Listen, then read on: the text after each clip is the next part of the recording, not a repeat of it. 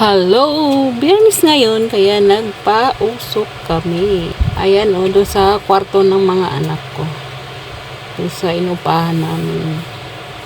Dati bodega yan. Ngayon ginawang kwarto ng mga bata. Ayan, kasi minsan pag nakikitulog ako dyan, hindi ako makatulog. Ewan ko ba kung bakit. Kaya kong pagpausok. Ayan o. Ewan ko kung ano yung nilalagay ni kuya dyan na papel. Tapos meron siyang pinakita na may korting mukha. Meron daw ditong kaibigan na puti.